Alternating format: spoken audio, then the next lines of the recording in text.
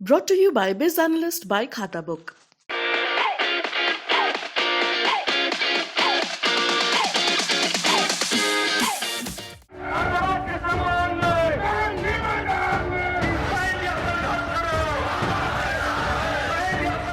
UP विधानसभा चुनाव के बीच बसपा सुप्रीमो मायावती ने 21 फरवरी को प्रयागराज में चुनावी जनसभा संबोधित कर एक तीर से कई निशाने साधे हैं।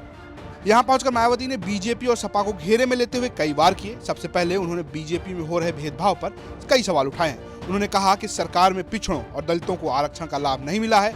उनका कहना है कि देश के गरीब, मजदूर, दलित, आदिवासी और अन्य पिछड़े वर्ग के लोगों को योजना का सही से पूरा लाभ नहीं दिया गया। गरीबों, मजदूरों, बेरोजगारों व अन्य मेहनत कर लोगों के साथ साथ दलितों, आदिवासियों, अन्य पिछड़े वर्गों, मुस्लिम अन्य धार्मिक अल्पसंख्यक समाज के लोगों के हित में कल्याण के लिए वर्षों से जो भी यहाँ सरकारी योजनाएं चल रही थी तो उनका भी इन्हें वर्तमान भाजपा सरकार में सही से पूरा लाभ नहीं मिल पा रहा है। साथ ही दलितों व पिछड़ों को भी अब आरक्षण का पूरा लाभ नहीं मिल पा रहा है।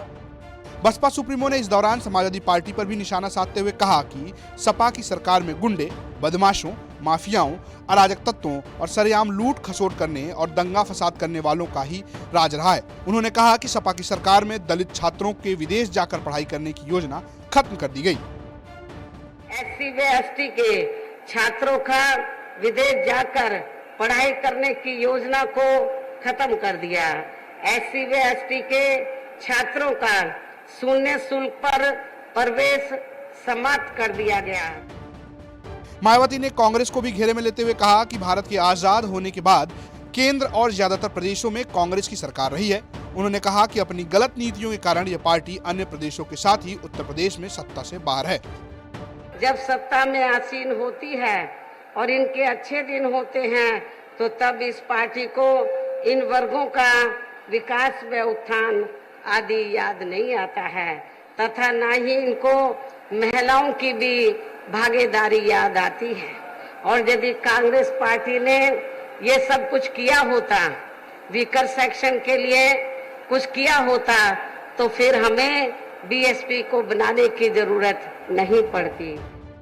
जाते जाते मायावती ने कहा कि अगर वो सत्ता में वापस आती हैं तो पिछड़े आयोग का गठन कर सबकी जांचों की मांग पूरी करेंगी। साथ ही पेंशन योजना को एक बार फिर से लागू करेंगी। मायावती ने कहा कि वो मैनिफेस्टो जैसी चीजों में विश्वास नहीं करती बल्कि सीधा काम करने में विश्वास रखती हैं। आपको बता दें कि प्रयागराज में 5वें चरण के लिए 27 फरवरी को मतदान है। ब्यूरो रिपोर्ट, यूपी तक।